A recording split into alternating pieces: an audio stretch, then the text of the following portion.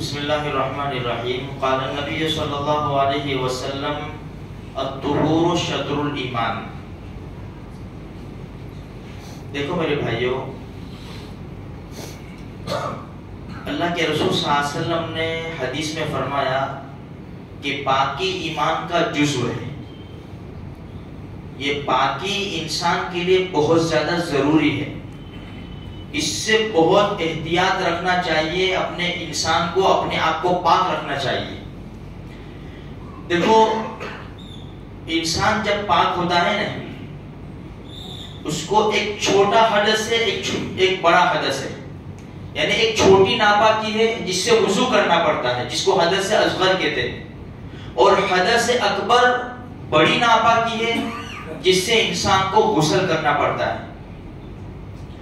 بھئی انسان باوضو ہے، نماز بھی پڑھ سکتا ہے، قرآن کریم کی تلاوت بھی کر سکتا ہے، اس کو ہاتھ لگا سکتا ہے، قرآن کریم کو، بیت اللہ کا طواف کر سکتا ہے.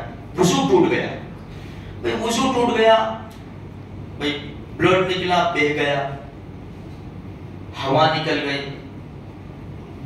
جس کارن سے بھی وضو ٹوٹ گیا. اب اس کو پاک ہونے کے لیے وضو کرنا پڑے گا. چھوٹی ناپاکی اس کو کہتے ہیں. یہ نظر نہیں آتی.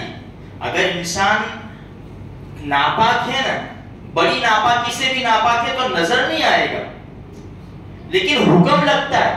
بھئی وضو ٹوٹ گیا، اب تم نماز نہیں پڑھ سکتے، قرآن کو نہیں پکڑ سکتے، اب وضو کرو. تم وضو کے مشہور 4 فرض ہیں.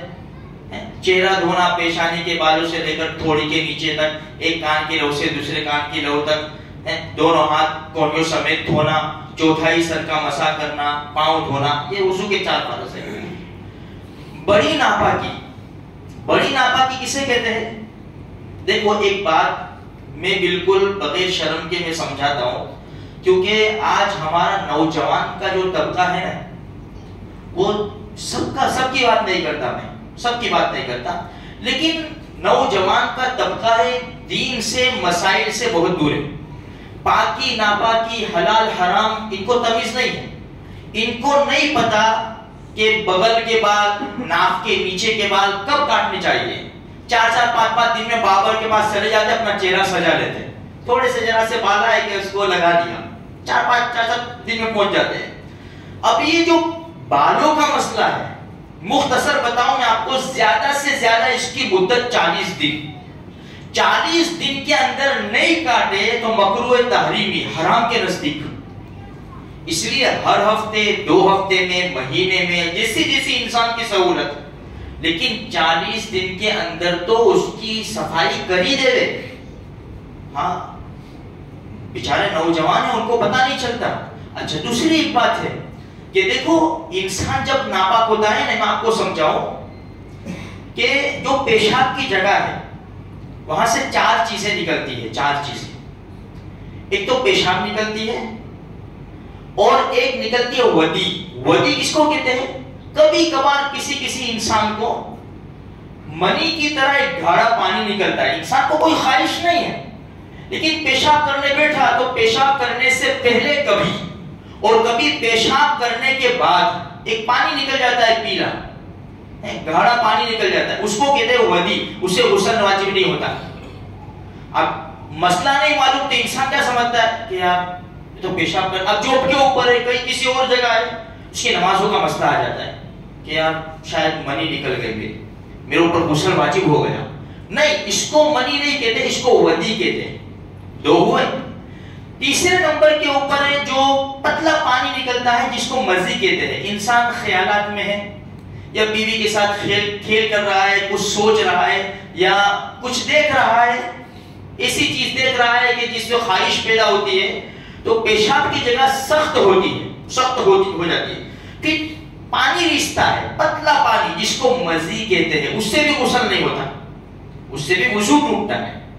اور ایک ہے منی، جس کی بدبو بھی الگ ہوتی ہے. جب وہ نکلتی ہے تو انسان کی خواہش ختم ہو جاتی ہے، بس. اب یہ منی جب نکلی نا، اس سے غسل واجب ہوگا، اس سے غسل واجب ہوگا. ہاں، اس کے بغیر اب وہ کسی بھی طرح بھائی خیالات سے نکل گئی، بیوی کے ساتھ ملنے سے نکل گئی. یہ نوجوانوں سے میں خاص کہوں گا، جسے مشتزنی جس کو کہتے ہیں کہ ہاتھ سے نکالنا، یہ بڑی خطرناک چیز ہے، بڑی خطرناک چیز ہے. یہ کام سے بچنا چاہیے، کیونکہ اگر یہ کام انسان نے کیا نا تو کیا ہوگا، 35 سال کی 40 سال کی عمر ہوگی نا تو ناکارہ ہو جائے گا، کام کا نہیں رہے گا وہ.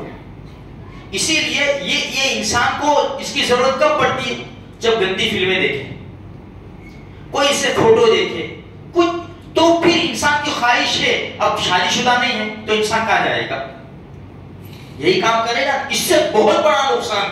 میں نوجوانوں کو خاص کہوں گا کہ ایسی چیزوں سے بالکل دور رہے، اللہ ہماری حفاظت فرما دے. اچھا، جب یہ منی نکل جاتی ہے تو غسل واجب ہوتا ہے. اب بھائی غسل کے 3 فرض ہیں. دیکھو، سب سے پہلے غسل کرنے بیٹھے نا تو سب سے پہلے پیشاب کر لے. پیشاب کہ جو منی کے قطرات اندر باقی رہ گئے ناپاکی کے، وہ پیشاب کے ذریعے نکل جائے. پھر پیشاب کی جگہ کو جہاں جہاں کوئی ناپاکی لگی ہے اس کو اچھی طرح دھو لے.